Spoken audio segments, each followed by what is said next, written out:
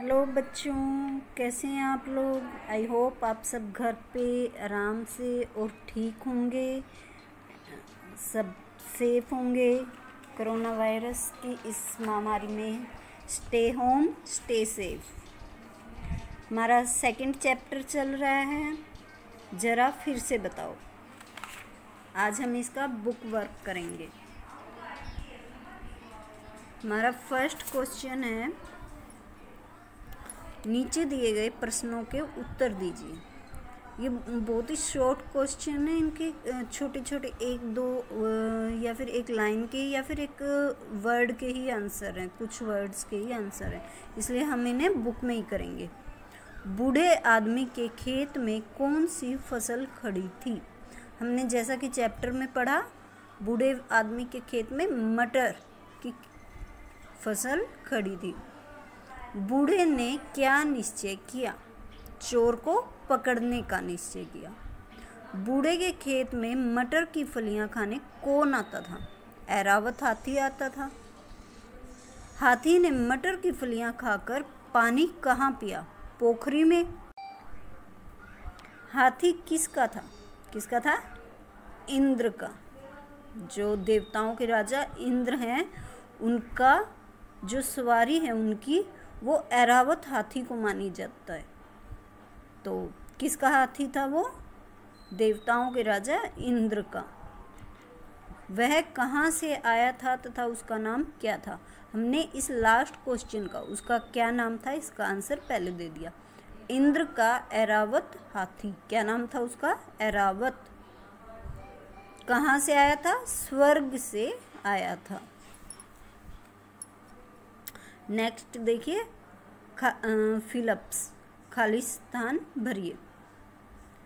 एक बूढ़े आदमी ने अपने खेत में इस बार डैश बोई थी। क्या बोई थी। ये क्वेश्चन हमारा पहले भी आ चुका है। क्या बोई थी। मटर।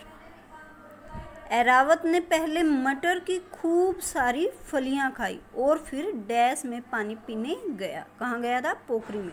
ये सेम क्वेश्चन ऊपर भी है। डैश में कितनी बड़ी बड़ी और तरह तरह की रंग बिरंगी डैश मिठाइयाँ थी। मिठाइयाँ कैसी होती हैं। स्वादिष्ट होती है ना। और कहाँ पे थी। स्वर्ग में, क्योंकि ऐरावत हाथी कहाँ से आया था। स्वर्ग से। तो स्वर्ग में बहुत बड़ी बड़ी और तरह तरह की रंग बिरंगी स्वादिष्ट मिठाइयाँ थी। सब डैश स्वर्ग की ओर मिठाइयाँ खाने जा रहे थे। कोई स्वर्ग की ओर मिठाइयाँ खाने जाएगा तो क्या होगा। खुशी होगा ना, दुखी तो नहीं होगा। इसलिए सब खुशी खुशी स्वर्ग की ओर मिठाइयाँ खाने जा रहे थे। और सबके मन में डैश फूटे हुए थे।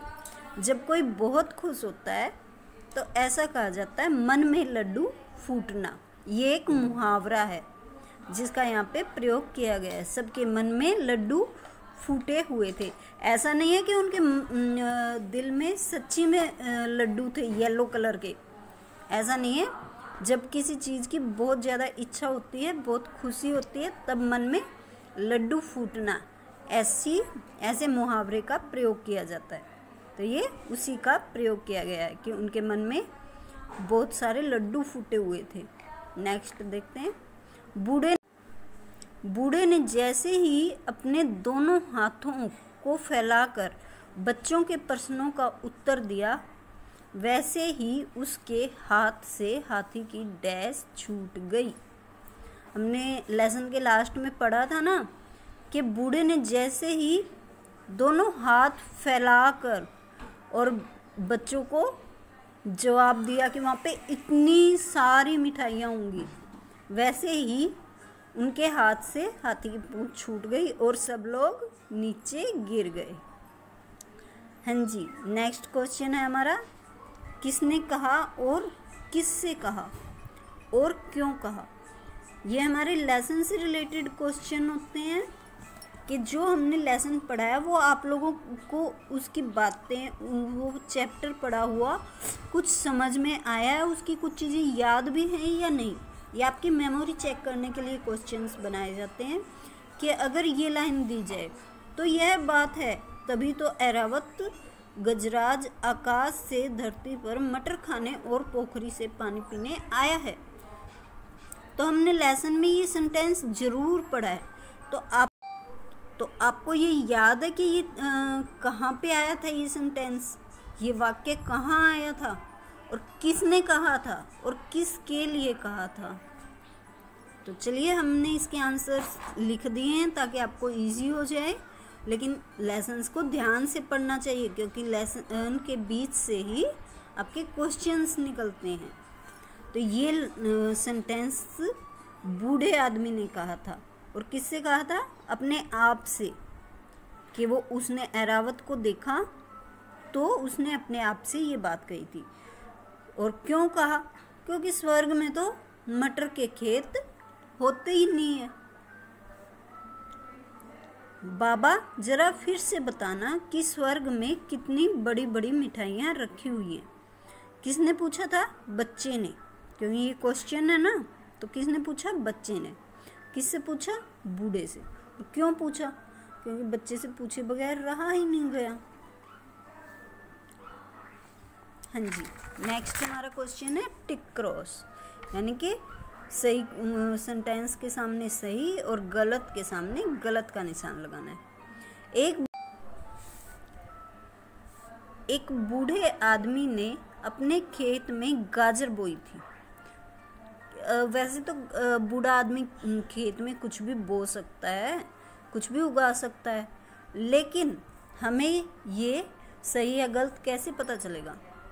क्योंकि हमने लेसन में पढ़ा है। तो लेसन में हमने क्या पढ़ा था कि बूढ़े आदमी ने खेत में मटर उगाई थी। तो इसलिए ये सेंटेंस रॉन्ग है, गलत है। गहरी अंधेरी रात में दूर से सियारों और नील गायों के झुंड की आफत मचाने वाली आवाज़ों का कभी कभार आ रही थी। ये वाक्य सही है।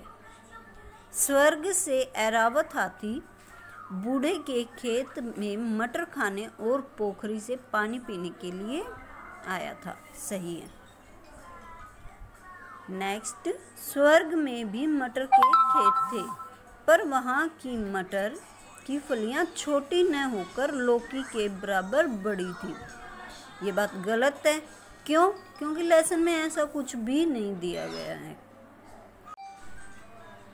बूढ़े ने स्वर्ग में तरह तरह की बड़ी बड़ी रंग बिरंगी जायकेदार मिठाइयाँ देखी।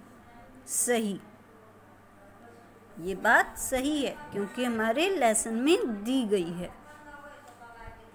आज के लिए इतना काफ़ी है या थोड़ा सा और करवाया जाए? चलिए देखते हैं। चलिए, ये छोटा सा काम है, ये और कर लेते हैं।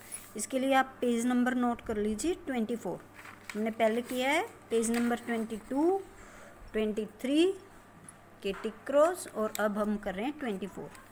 इसमें देखिए, र से बने शब्द जैसे राजा, तो रात, राम, रतीला, रेतीला आएगा यहाँ पे, सॉरी। ओके, अब र के कई रूप होते हैं। पदेन, पदेन का मतलब होता है पैरों में, यानी कि नीचे लगने वाली र की मात्रा। इंद्र, इंद्र में नीचे लगी है ना। प्रेत, नीचे लगी है। प्रेम, इसमें भी नीचे आई है। अब देखिए पदेन, ये भी नीचे, ये र भी नीचे लगता है, लेकिन इस र से अलग होता है। र के 3 रूप होते हैं।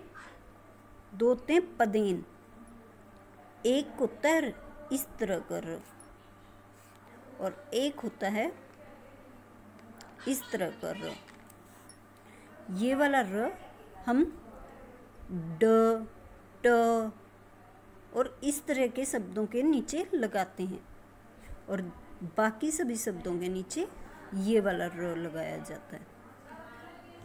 अब देखिए इनसे बनने वाले शब्द, ड्रम, ट्रेन, ड्रेस।